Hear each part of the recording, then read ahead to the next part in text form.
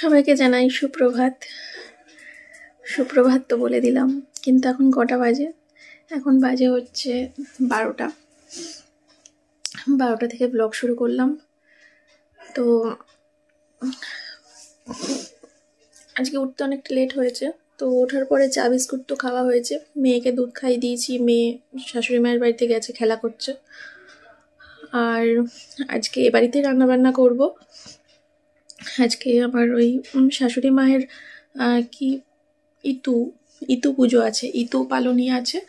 তো তার জন্য ওই সমস্ত সবজি দিয়ে চাল ডাল দিয়ে যে গোটা সিদ্ধ মতো কি একটা করে, ওটাই আজকে রান্না করবে। তো তার জন্য মা বললো যে আজকে তো সানডে, আমার মেয়ের তো মাংস দিয়ে ভাত খাবে, তো মাটন করব না, যেহেতু আমার শাশুড়ি মা খেতে পারবে না, তার জন্য মাটনটা করব না, তো চিকেন করব আজকে। তো মা বললো যে এখানে তো ওই পুজোর ওই সব রান্নাবান্না হবে, তো তোমাদের ঘরে করে নাও। তো এখানে এখন চিকেনটা করব। সোমনাথ স্নান করতে গেছে, ও চিকেনটা নিয়ে আসবে, তারপরে চিকেন বসাবো। আর কিছু রান্না করব না, শুধু মাংস ভাতই হবে। আর কোনো শাক ভাজা করতেও পারি, নাও করতে পারি, ঠিক নেই, সেটা ঘড়ির কাঁটার উপর ডিপেন্ড করছে। আর এই তো চলো ব্লগটা শুরু করলাম।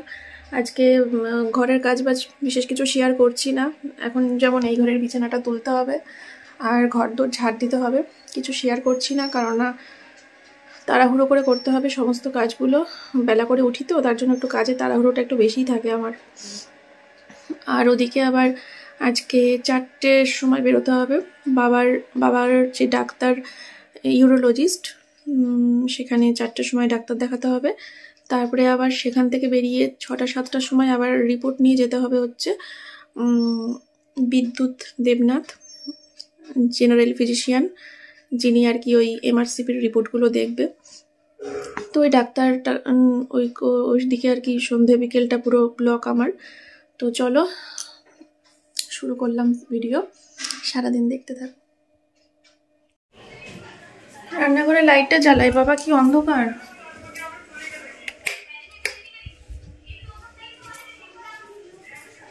এই যে সোমনাথ মাংসটা নিয়ে চলে এসেছে, ঠিক আছে।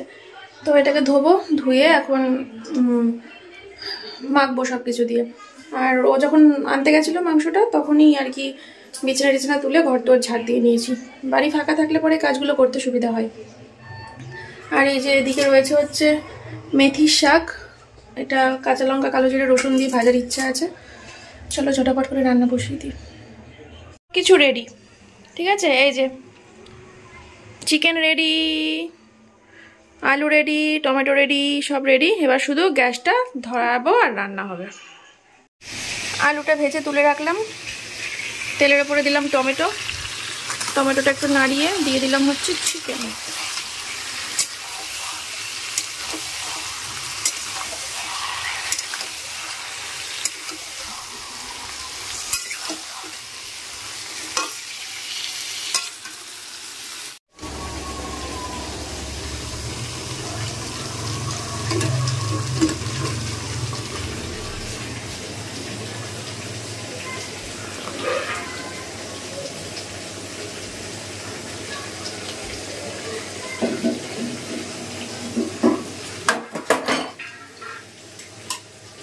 তোমাদের দুধ টেবিলে রইলো। এ দেখো বাবা ওই কাজের যে কি যেন বলে, আয়া দিদিকে রেখেছি, ওই আয়া দিদিকে দিয়ে ডাবের জল আর 2টো ডাব পাঠিয়েছে মেয়ের জন্য। এই মাত্রই এসে দিয়ে গেল, তো ওগুলো আবার রাখলাম। আর এই তো ফুটি কিছু হাসছো কেন? কাঁদো, হেসে হেসে বলে কেউ এসব কথা। ফুটিটা কত সুন্দর ফুটি। কেমন করে তুলেছো তুমি? চাতা লেজ বুড়াচ্ছে না, এখন আছে যা নেই, থাকলে নড়তো, মরে গেছে। দেখি মুখটা একটু।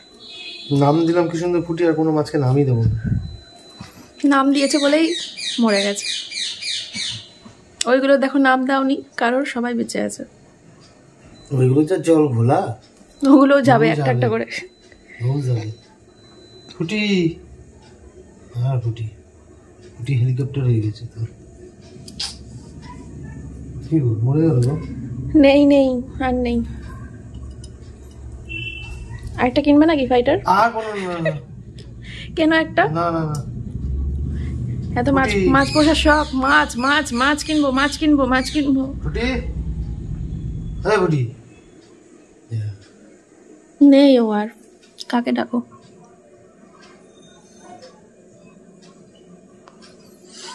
ভাসেনি এখনো, পরে ভাসবে নাকি? কিছুক্ষণ দেখি নাকি। হ্যাঁ কিছু হবে না আর। কেন?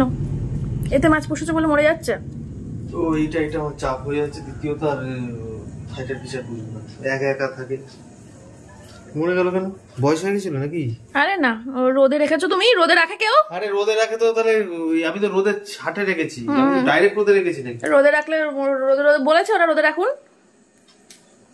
ওরা কি বলেছিল রোদে রাখুন?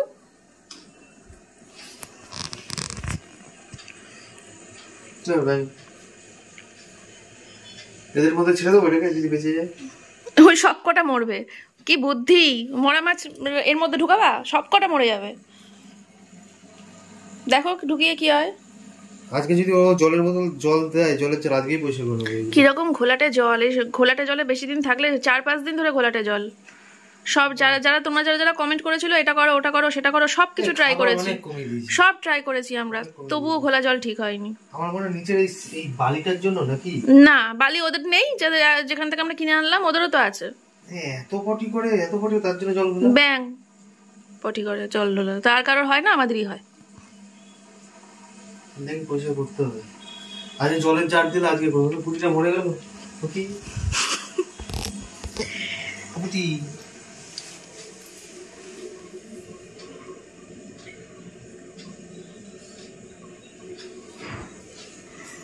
তো ফ্রেন্ডস, আমার রান্না বান্না মোটামুটি শেষের দিকে, এখন 2টো বাজে। তো এই যে এদিকে চিকেনটা হয়ে গেছে আর এদিকে শাক ভাজাটা হচ্ছে, তোমাদেরকে দেখিয়ে দিয়ে তারপরে আমরা লাঞ্চে বসবো।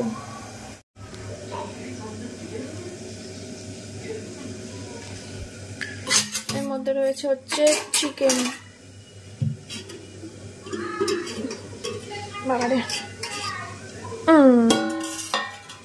এই হচ্ছে চিকেন, ঠিক আছে।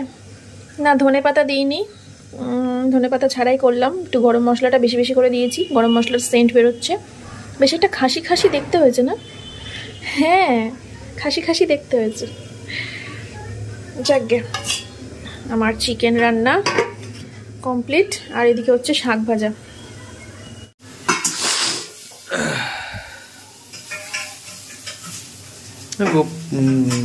এটা কি ভয়েস দেবা? ভয়েস দেবো কেন? ভয়েস দিয়ে কাজ যত না পারি তত চেষ্টা করি ভয়েস না দিয়ে। তাহলে এইটা সুবিধা হয়, এদিকে সুবিধা হয়, তাড়াতাড়ি শুয়ে পড়তে পারি। তোমাকে দেখাচ্ছি, শাক দেখাবো। কতটা শাক এইটুকু হয়ে গেল? তার মধ্যে 90% তো আমার পাতে যাবে, না 70% আমার পাতে যাবে, আর 20% মেয়ের পাতে যাবে, 10% মন্দির। ও তার মানে তো কোনো কথাই নেই, 90% মানে আমার কাছেই যাবে। 50-50 করবো আজকে, কারণ মেথির শাকটা ভালোবাসি। এরকম ঘোলা ঘোলা লাগছে কেন? দাঁড়াও, মেথির শাকটা এবার ঠিক আছে। মেথির শাকটা ভালোবাসি, আর অনেকদিন পর নাকি কোনোদিন খাইনি, ভগবান জানে। 50-50 হবে তোমার আমার।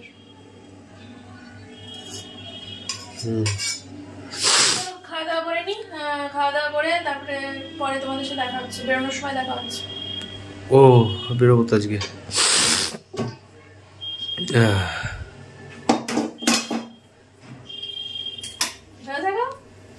ও হয়ে গেছে। তোমার মেয়ের খিদে পায় না, ও বাড়ি থেকে আর আসবে না। ওকে খেলা দিয়ে দাও, তাহলেই তো হয়ে যাবে। ওই যে বোন এসছে, রিম্পির ছেলে এসছে, রিম্পি এসছে। ও আজকে চলে যাবে বিকেলবেলা, 21 তারিখ থেকে থাকবে নাকি শুনলাম। ও আর এখানে আমার গ্যাস মোছার নেতাটা জনি নিয়ে চলে গেছে। ও আর দিচ্ছে না, জনি আর দিচ্ছে না, খাটের তলায় নিয়ে বসে রয়েছে, আজ বেরোয়ও নি। আর আমি গ্যাসটা কি দিয়ে মুছবো? আর এটা এই সব ওই আলমারি থেকে একটা রুমাল নিলাম, তোমার রুমালটাই দাও তাহলে। নিলাম আলমারির ভিতরে, ওই দেখো ডাস্টার, ওটা ডাস্টারটাই তো আমি রুমাল হিসেবে ব্যবহার করি। যাও দেখো রয়েছে, নিয়ে নাও একটা, নতুন থেকে একটা নিয়ে নাও। গেল হচ্ছে মেয়েকে আনতে, আর আমি আলমারি থেকে বার করলাম দুটো ফাউন্ডেশন আর দুটো কম্প্যাক্ট ফেস পাউডার। ওই আমার ননদকে দেবো। আমার তো ব্র্যান্ড প্রমোশনের প্রচুর প্রচুর প্রচুর মানে বডি লোশন থেকে শুরু করে, ফেস ওয়াশ থেকে শুরু করে, কম্প্যাক্ট থেকে শুরু করে, ফাউন্ডেশন থেকে শুরু করে, মানে সে কি বলবো, মানে একটা আলমারি কিনতে হবে এগুলো রাখার জন্য। তো এই সবাইকে দিয়ে দিয়ে দিই, রিয়াঙ্কাকে দিই, আমার ননদকে দিই, আমার যাকে দিই, সবাইকে দিয়ে দিয়ে আর কি কমাই। চলো, এখন সময় হচ্ছে 4টে। তো বলেছিলাম 4টের সময় বেরোতে হবে, বাবাকে নিয়ে ডাক্তারের কাছে যেতে হবে, আর এক ডাক্তারের কাছে রিপোর্ট দেখাতে হবে। তো দুটো ডাক্তারের কাছে কাজ রয়েছে, তো চলো বেরিয়ে পড়ি। এই সোয়েটারটা পরলাম, এটা বের করলাম এবারে শীতে, এটা আবার কয়েকবার পরবো, তারপরে আবার এটাও এই করতে করতে শীত চলে যাবে। আর এই যে আমার সোনামা, আমি এখন খেলছিলাম, সোয়েটার পরিয়ে, ফুল প্যান্ট পরিয়ে, মুখে ক্রিম দিয়ে চুল টুল আশ্রয় দিলাম। ও টিভি দেখুক বা খেলা করুক, আমার ননদের ছেলেও আছে, অসুবিধা নেই। তো চলো ফ্রেন্ডস, বেরিয়ে পড়ি, ঠিক আছে? চলো।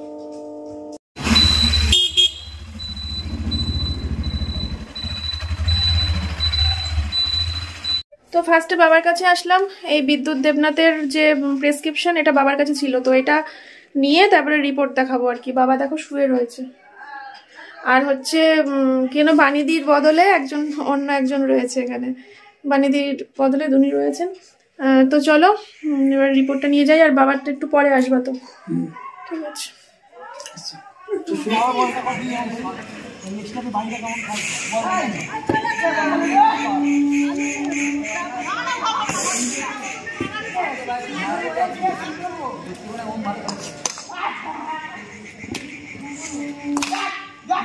দেখেছো সোমনাথের অবস্থা হয়েছি, ও খেলতে শুরু করে দিয়েছে, ক্রিকেট খেলতে খুব ভালোবাসে তোমাদের সোমনাথ দা।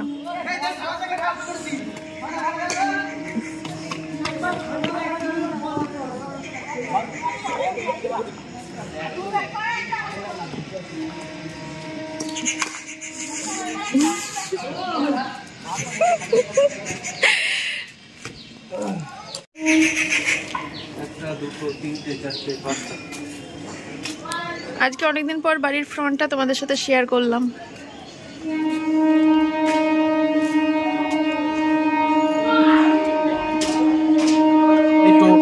এই টোনটার সামনে কেউ দেখো, নিচে দাঁড়িয়ে ভৌ ভৌ ভৌ করছে, আর ওপরে হনুমান গুলো বসে রয়েছে। কিছুই করতে পারবে না। ওই দেখো, ওরে বাবা, ওরকম করে ওপরে উঠবে দেখাচ্ছে একটু, মানে বোধহয় ওর কোনো গার্লফ্রেন্ড আছে বোধহয়, মার্কেট নিচ্ছে বোধহয় কিছু। গার্লফ্রেন্ড থাকলে মার্কেট নিতে হয়? হ্যাঁ, তার মানে তুমিও নিয়েছিলে একসময় মার্কেট। আমি যেমন তেমন। এই তো বললা গার্লফ্রেন্ড থাকলে মার্কেট নিতে হয়। এটা সবার মধ্যে চলে আসছে, দেখছি, কিন্তু তোমার মধ্যে চলে না। ও আচ্ছা আচ্ছা আচ্ছা, তুমি মানুষ না নাকি? তো বাবাকে ডাক্তার দেখানো হয়ে গেছে, ঠিক আছে? এখন ওষুধপত্র কিনে নেবো, আর বাবাকে এখন টোটো করে বাড়ি পাঠিয়ে দেবো।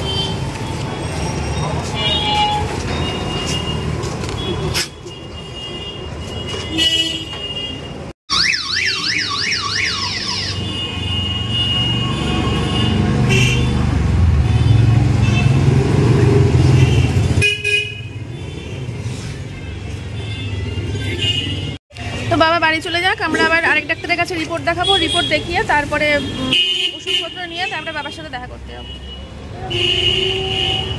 তো আমরা এতক্ষণ ধরে ওষুধ নিলাম, বাবা তো চলে গেছে বাড়িতে, প্রায় 1 ঘন্টার ওপরে হয়ে গেছে, আর আমাদের প্রায় 1 ঘন্টা লেগে গেল ওষুধ কিনতে, কেননা সব ওষুধ সব জায়গায় পাওয়া যাচ্ছে না। কিছু ওষুধ একটা ফার্মেসি থেকে নিলাম, আবার কিছু ওষুধ এই ফার্মেসি থেকে নিলাম, ঠিক আছে? তো এখন ওষুধ নেওয়া হয়ে গেছে, এবার হচ্ছে একটুখানি ভাবছি চা খাবো, চা হোক বা কফি হোক, যাবো ওই কফি শপে গিয়ে খাবো, কারণ কফি শপ আমার বাবার বাড়ি থেকে বেশি দূরে না, ওই বাবার বাড়ি থেকে বোধহয় 5 মিনিটও লাগে না। তো একবারে খেয়ে তারপরে বাবাকে ওষুধগুলো সব দেবো, রিপোর্টও এখানে রয়েছে। আর ডাক্তারবাবু কি বললো না বললো আমি তোমাদেরকে বাড়ি গিয়ে বলছি, ঠিক আছে? এখন রাস্তায় আছি, তো এসে গেছি, ঠিক আছে? কফিটা খেয়ে নিই, ক্যান্সেল করা আছে। নয়েজ ক্যান্সেল করা আছে। তো কফি খেয়ে নি, কফি নিয়ে খেয়ে তারপরে বাবাকে ওষুধ দিতে যাবো। এই তো পাড়ার মধ্যে ঢুকে গেছি, আমাদের আর পাড়ার মধ্যে ঢুকে গেছি, পাড়াতেই বলতে পারো, ওই কফি শপটা বাপের বাড়ির পাড়াতেই। চলো।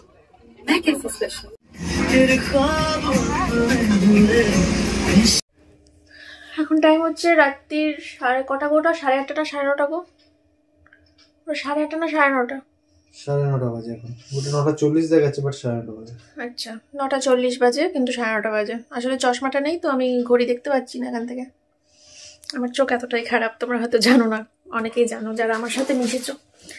তো কিছু কেনাকাটা ছিল, সেই কেনাকাটাগুলো করেই একবারে ফিরলাম আর কি। যেমন মেয়ের বাউলি শেষ হয়ে গেছিল,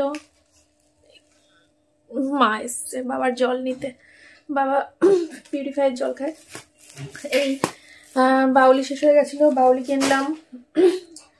তারপরে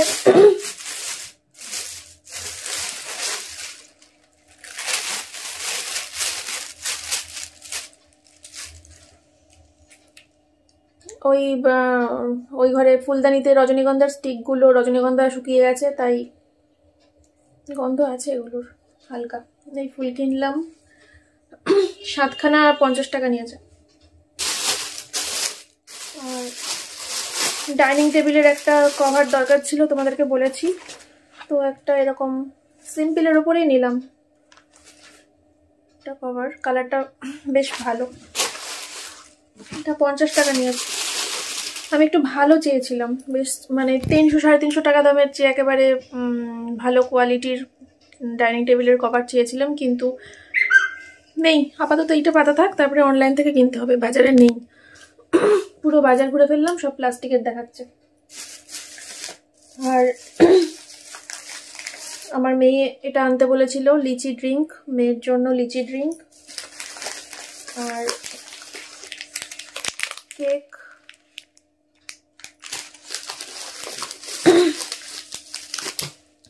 ছটা মতো গ্রিন টি।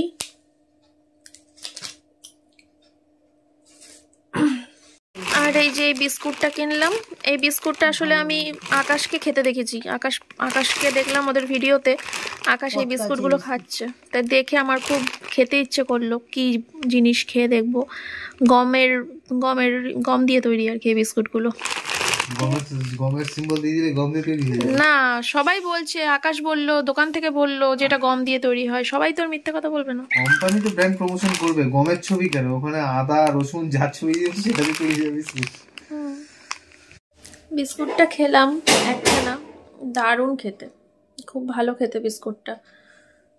গম গম একটা গন্ধ পেয়েছি বিস্কুটটা। খুব যে মিষ্টি গোলা তা নয়, আবার একেবারে যে পানসে মিষ্টি নেই তাও নয়, খুব সুন্দর খেতে। আর এত যা বুঝলাম খুব উপকারী বিস্কুটটা। আসলে চা সকালবেলা বিকেলবেলা দুবেলা চা হয়, তো চায়ের সাথে বিস্কুট নিয়ে পড়েছিলাম খুব ঝামেলায়।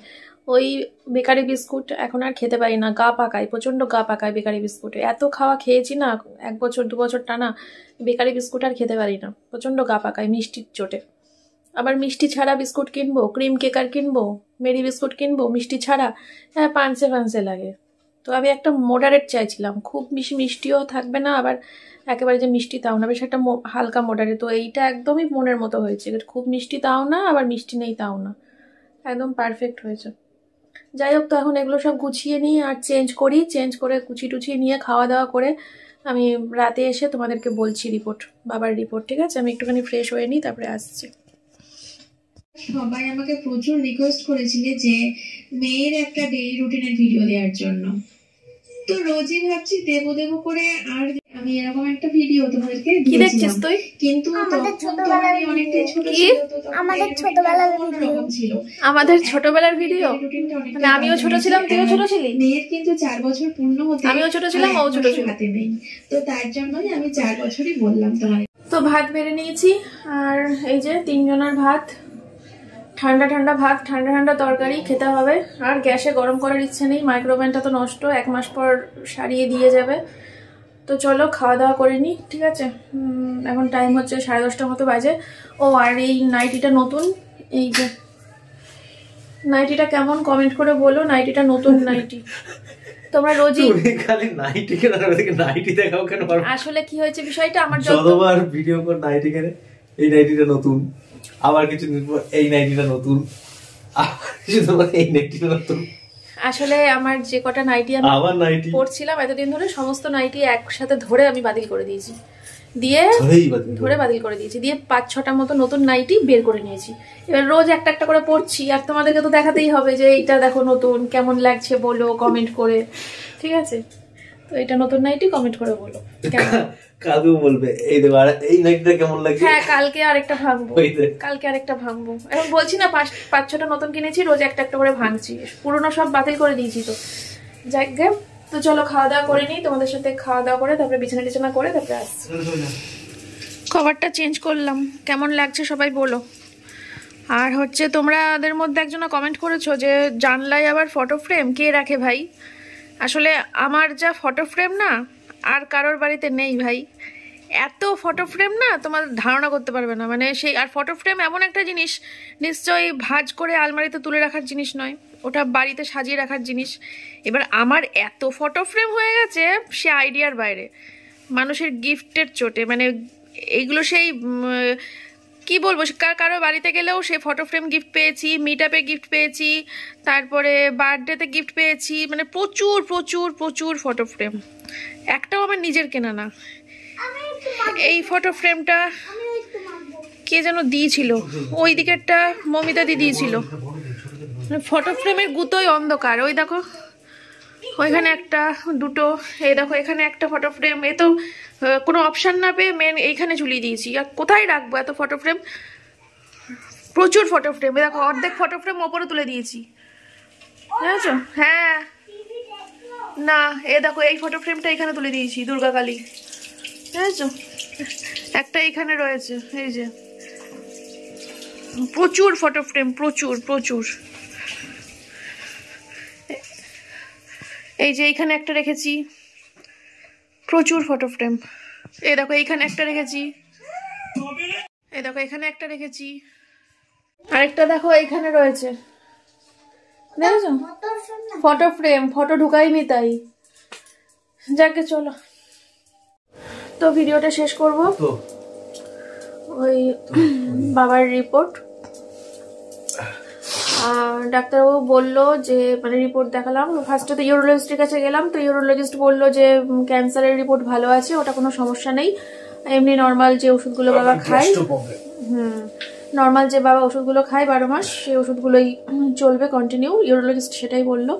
আর বাবা, আর যে এমনি জেনারেল ফিজিশিয়ানের কাছে নিয়ে গেছিলাম বিদ্যুৎ দেবনাথ, ওনার কাছে যে মনোরমার যে পরীক্ষাগুলো করলাম, রিপোর্টগুলো সব দেখালাম, তো বললো যে লিভার ড্যামেজ হয়ে গেছে, লিভার আর পুরো নষ্ট হয়ে গেছে বললো। আর হচ্ছে গল ব্লাডারে পিত্তি জমেছে, আর সেখান থেকেই আর কি জল জমছে, জন্ডিস হয়েছে, সবকিছু ওই একই কারণে। তো এখন উনি মানে পিত্তি জমে জমে পিত্তি দলা দলা ভাবে রয়েছে। হ্যাঁ, পিত্তি দলা পেকে যাচ্ছে, ওটা লিভার ফাংশনটার জন্য। হ্যাঁ, তো আমরা ঠিক করেছি কলকাতায় নিয়ে যাব, কলকাতা সোনারপুর, যেখানে আমার শ্বশুর মশাই চিকিৎসা করেছিলেন, প্যানক্রিয়াসের ট্রিটমেন্ট হয়েছিল। তো সেই জন্য আমরা ঠিক করলাম যে আমরা কলকাতা নিয়ে যাব আর কি, সোনারপুরে। তো দেখি 2-3 দিনের মধ্যে রওনা দেব, বেশি দেরি করব না। আমরা কালকেই যেতাম সোনারপুরে, কিন্তু কালকে আমার মেয়ের রেজাল্ট বেরোবে, তার জন্য কালকে যেতে পারছি না। তো পরশু দিনকে যাওয়ার চেষ্টা করব, নাহলে পরের দিন তো কনফার্ম, পরশু দিনকে চেষ্টা করব যাওয়ার। পরশু দিনকে যদি হয়ে যায় খুবই ভালো। মেয়ের ভর্তিটার ব্যাপারটা আছে তো, ওর জন্য একটু হ্যাঁ, মেয়ের ভর্তির ব্যাপার আছে স্কুলে। যাই হোক, তো এই হচ্ছে খবর। সবাই অনেকে কমেন্ট করেছিলে যে কি রিপোর্টে কি হলো না হলো। তো রিপোর্ট আমরা পেয়েছিলাম ঠিক, কিন্তু ডাক্তার যতক্ষণ না রিপোর্ট দেখে কিছু বলছে ততক্ষণ তো আমি তোমাদের কিছু বলতে পারি না, তাই বলিনি। যাই হোক, তো হ্যাঁ বললো যে জল বের করলে আবার জল জমে যাবে, জল বের করাটা কোনো সলিউশন নয়, যে জল বের করবেন আবার জল জমে যাবে, তার থেকে ওষুধের মাধ্যমে যদি জল কমানো যায় বা বের করা যায় সেটাই বেটার, তাই বললো ডাক্তারবাবু।